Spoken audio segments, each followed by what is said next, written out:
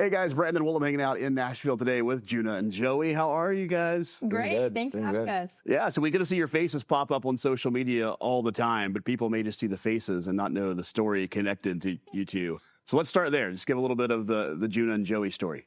So I started singing around the age of 3 or 4. I was doing music with my first piano teacher and kind of just introducing myself into the music world. And it was kind of just me for a little bit until Joey came along. Yeah, I was a big sports guy. I played all types of sports and eventually went to one of her lessons. And the teacher was like, "Do you sing?" And I was like, "Nah, it's just sports." And then I went to the piano and she's like, "Just hum, do a little note or something." She was like, "You got something." So I eventually started singing, and then we joined School of Rock for a little bit. And then we eventually broke off into the duo, and we've been doing it ever since. Yeah. Yeah, you guys put out all kinds of different types of music. Yeah. How do you choose which songs to put out there in your style, but keep your core values the same as you make that journey? When we started writing music, originally, country music kind of just came out naturally. Like, we found that love for storytelling and just being able to relate messages that people relate to.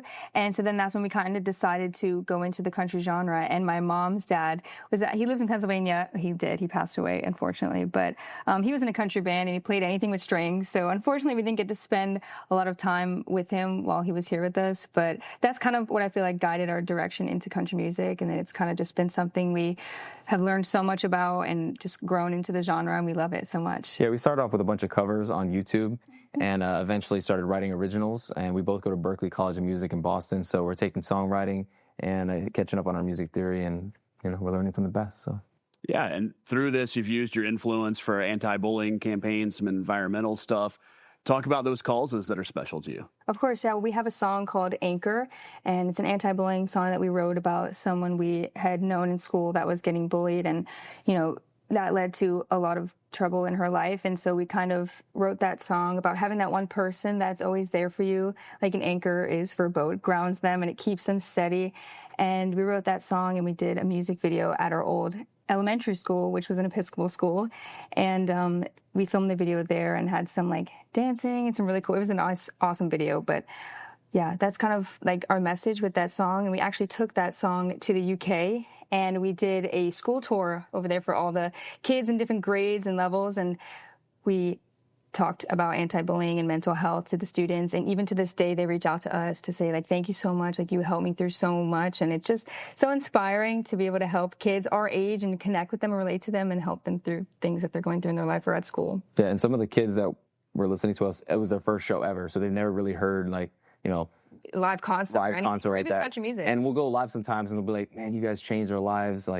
That time when you played for us at our school, it really inspired me to play music." And that just, it just hits different. Yeah, there's people that we reach out to on Instagram that now post covers of them playing guitar and singing. And, I've talked to a couple fans and they're like, "Oh, well, I don't really want to put my voice out there. I don't think it's great." And, we encourage them, of course, to put themselves out there and show their talent and what they have. And I comment on their stuff and everything. So we built a really great connection with them. So that was awesome. And I mean, throughout this, country's been the main focus, but if we go back to the beginning too, there's Christian influence in your all's career too. You even started writing with some songwriters and musicians here in Nashville that folks may know the names of.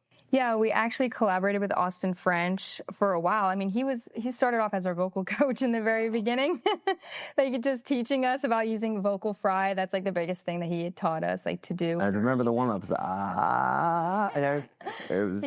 So he taught us really cool techniques and tricks, and then he started helping us with our original music, and we just had a great connection with him. And now we actually work with his sister, Hannah, to just run through vocal exercises and things like that. She helps us with our music and our creativity and things like that.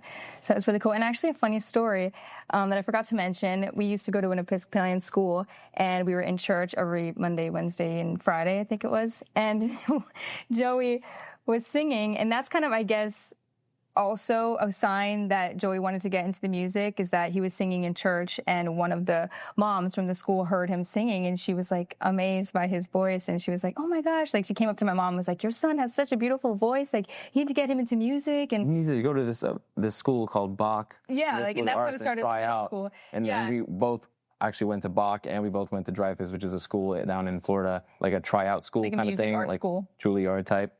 And and then we transferred over to Berklee, and I do remember going to the church and having the bread and The wine service. and yeah, it was fun. And another funny story from that church actually is my mom has this video camera like from way back in the day, and we've been trying to get the tapes like set into like a CD or something so we can watch them, but we pulled them up one day and she said all the time in church, even when the song was over, I would keep singing and singing when everybody was quiet and trying to listen to the service. I was like, I think 6 or something, and I would just sing over and over. She's filming me, you can hear me in the background like singing still over the songs, over the people talking. And she said that was like a funny memory that she remembered of us in church. So we definitely have some inspiration from the church and from singing choir and gospel music for sure. And as we sit here today, there's more music in the works and on the way soon. So what kind of timeline are we looking at on that?